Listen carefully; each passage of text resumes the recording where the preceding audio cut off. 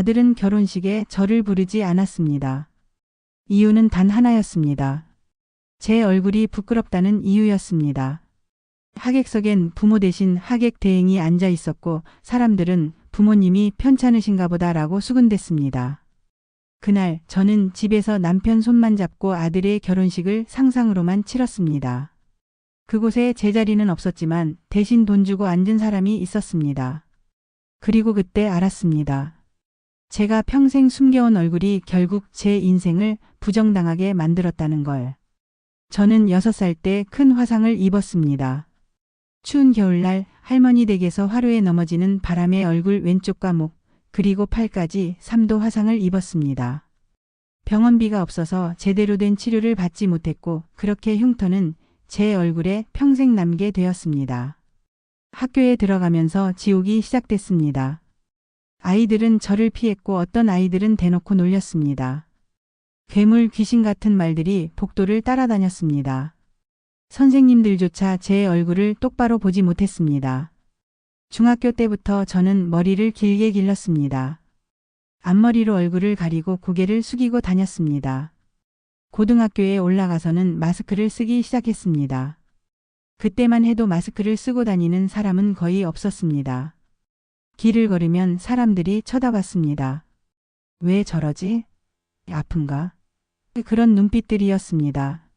하지만 그래도 마스크를 벗는 것보다는 나았습니다.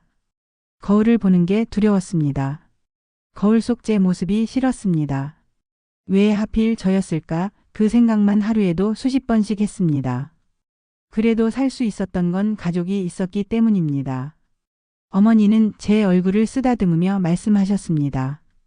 넌 마음이 제일 예쁘다고. 아버지는 말은 없었지만 제가 울면 등을 토닥여 주셨습니다.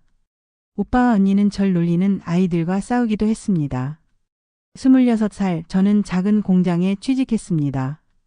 면접 때 사장님이 제 얼굴을 보고 잠시 멈칫했지만 다행히 뽑아주셨습니다. 단순 조립 작업이었고 사람들과 크게 마주칠 일도 없었습니다. 그게 좋았습니다. 그때 같은 라인에서 일하던 한 남자가 있었습니다. 김경수, 지금의 제 남편입니다. 그는 다른 사람들과 달랐습니다. 제 얼굴을 빤히 쳐다보지도 그렇다고 일부러 피하지도 않았습니다. 그냥 자연스럽게 대했습니다. 오늘 날씨 좋네요. 처음으로 그가 제게 건넨 말이었습니다. 저는 고개만 끄덕였습니다. 말을 하면 또 상처받을까 봐 두려웠습니다. 하지만 그는 매일 말을 걸었습니다. 날씨 이야기, 퇴근 후 계획, 주말에 본 영화 이야기. 별것 아닌 이야기들이었지만 저는 그 시간이 좋았습니다. 누군가 저를 사람으로 대한다는 게 믿기지 않았습니다. 6개월쯤 지났을 때 그가 물었습니다. 같이 밥 먹을래요? 저는 거절했습니다. 무서웠습니다. 식당에서 사람들이 쳐다볼 게 뻔했으니까요. 하지만 그는 다음 날도 그 다음 날도 물었습니다. 결국 저는 마스크를 쓰고 그와 밥을 먹으러 갔습니다. 그는 아무 말도 하지 않았습니다. 마스크에 대해서도 제 얼굴에 대해서도. 그저 자연스럽게 자기 이야기를 했습니다. 1년이 지나고 그가 고백했습니다. 저는 당신이 좋아요. 당신의 성실함, 따뜻함, 그 모든 게 좋아요. 저는 울었습니다. 그리고 말했습니다. 저는 이런 얼굴인데요. 그가 대답했습니다. 저는 당신의 마음을 보는 사람이에요.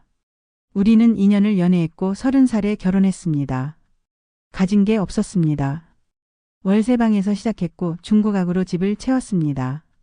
하지만 행복했습니다. 결혼식을 올리지 않았습니다. 제가 원하지 않았으니까요. 결혼 2년 차 남편이 말했습니다. 아이를 가지면 어떨까요? 저는 고개를 저었습니다. 아이가 저를 부끄러워하면 어떡해요? 아이가 저처럼 고생하면. 남편이 제 손을 잡았습니다. 사랑으로 키우면 괜찮을 거예요. 우리 아이는 다를 거예요. 그 말을 믿었습니다.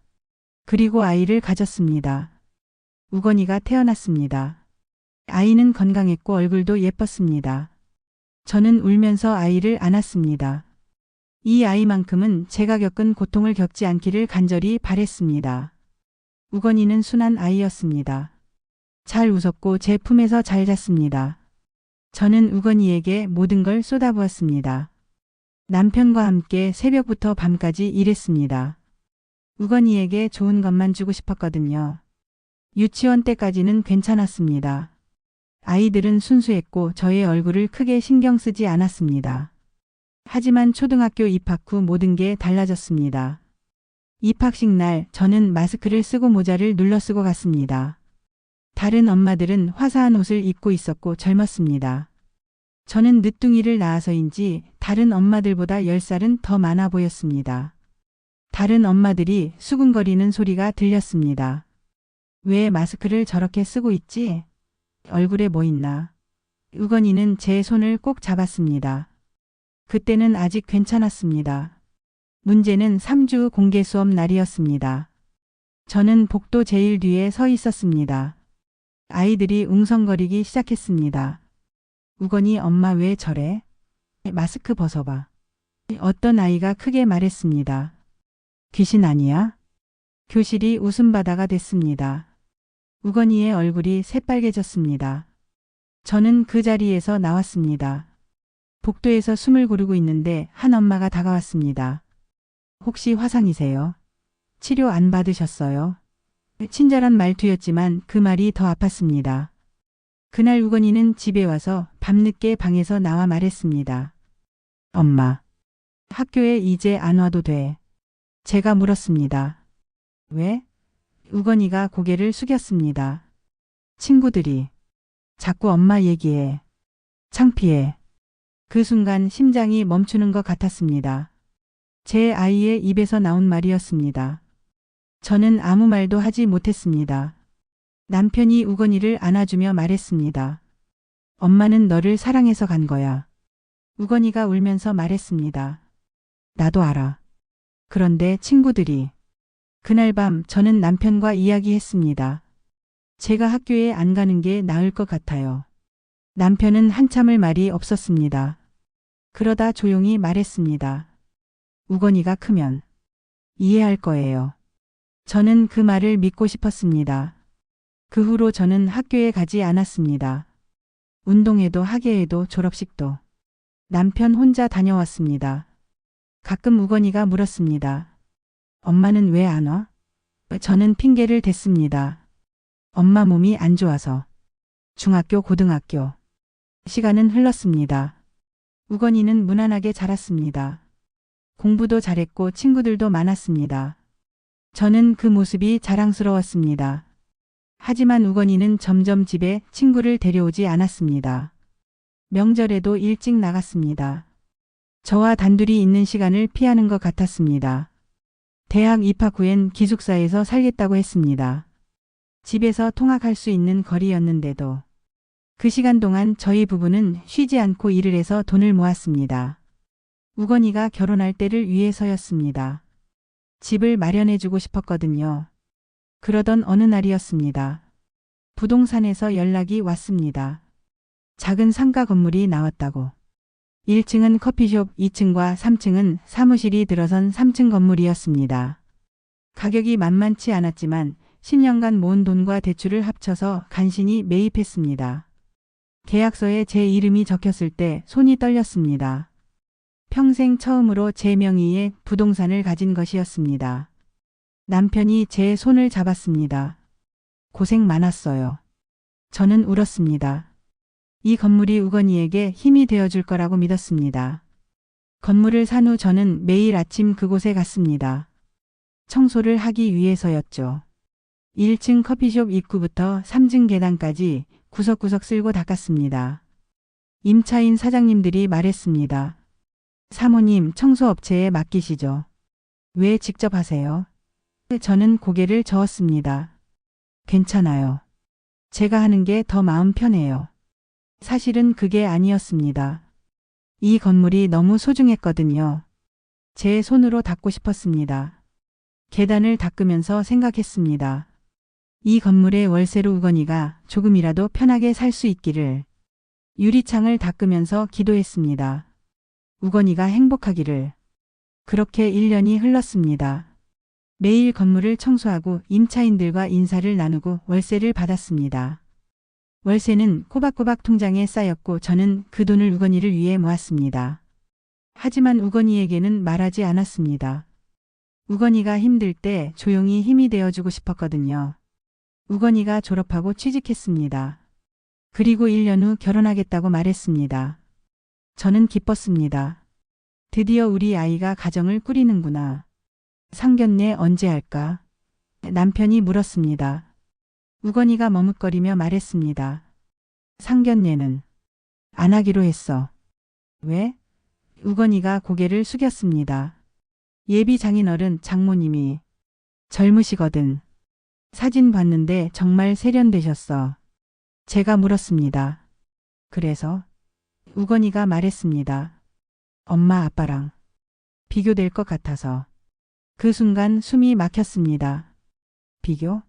내 아이가 나를 부끄러워하는 거였습니다. 남편이 제 손을 잡았습니다. 남편의 손이 떨리고 있었습니다. 그래, 알았어. 안 해도 돼. 남편이 말했습니다. 우건이는 안도하는 표정으로 감사합니다. 라고 하더군요. 며칠 후 우건이가 다시 말했습니다. 그리고 결혼식에도 안 오셔도 돼요. 제가 물었습니다. 무슨 소리야? 우건이가 빠르게 말했습니다. 사돈 쪽에 이미 부모님 편찮으시다고 했어요. 하객 대행으로 부모석 채울 거예요. 엄마가 오시면 사람들이 쳐다볼 거잖아요. 그 말을 듣는 순간 눈앞이 하얘졌습니다. 저는 바닥에 주저앉았고 남편이 소리쳤습니다.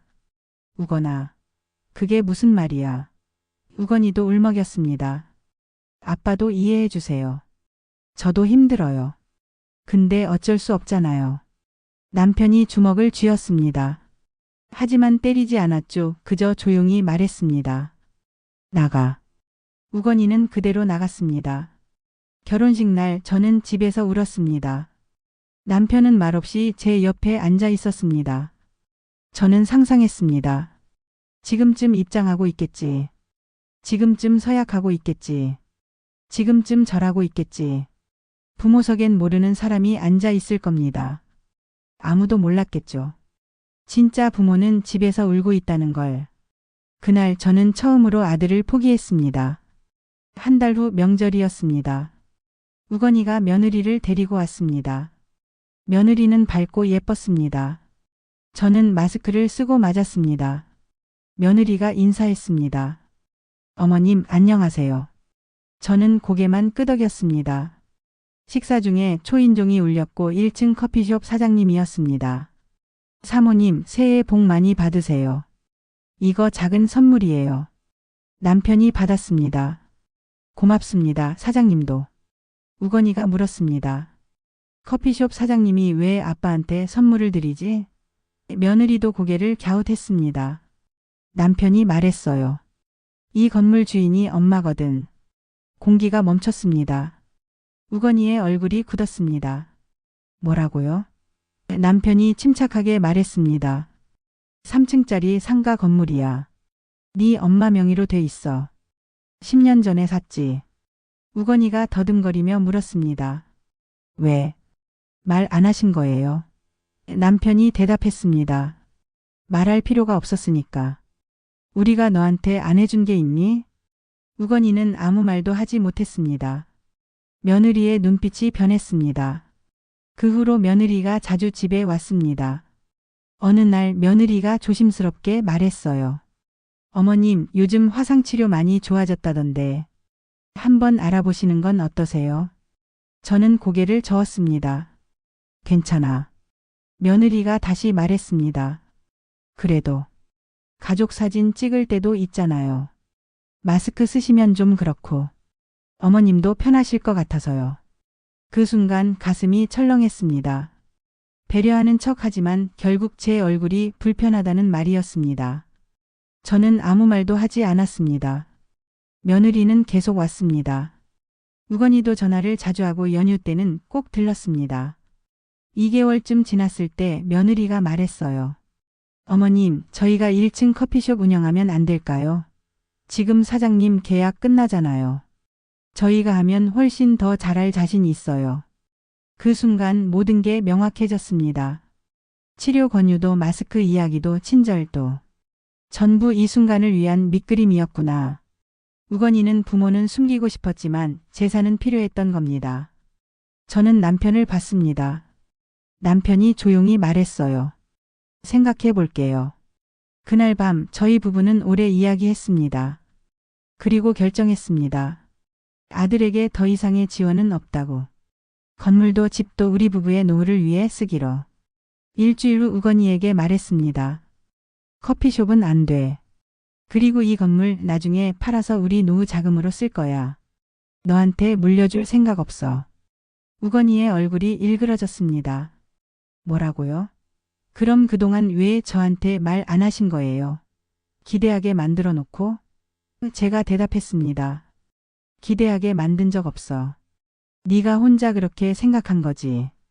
우건이가 소리쳤습니다. 자식한테 주는 게 그렇게 아까워요?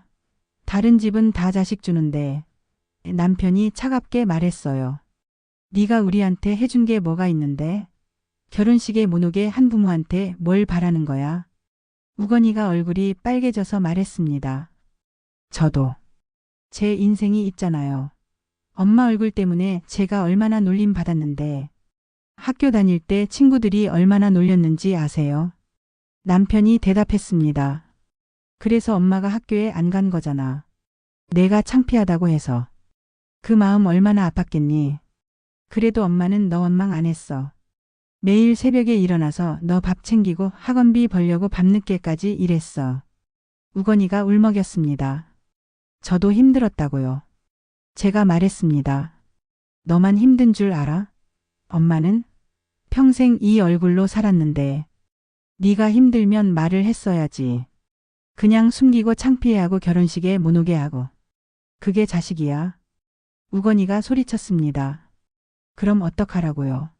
엄마가 나오면 사람들이 쳐다본다고요. 남편이 벌떡 일어났습니다. 나가. 당장 나가. 며느리가 우건이 팔을 잡았습니다. 오빠 우리 가자. 이렇게 해서 뭐해? 우건이가 현관문을 향하다가 돌아서서 말했습니다. 후회하실 거예요. 나중에 늙으면 누가 돌봐드릴 건데요. 남편이 차갑게 대답했습니다. 걱정 마. 네 간병은 안 받을 거니까. 우리 건물 팔아서 요양원 갈 돈은 있어. 우건이는 며느리를 데리고 나갔습니다.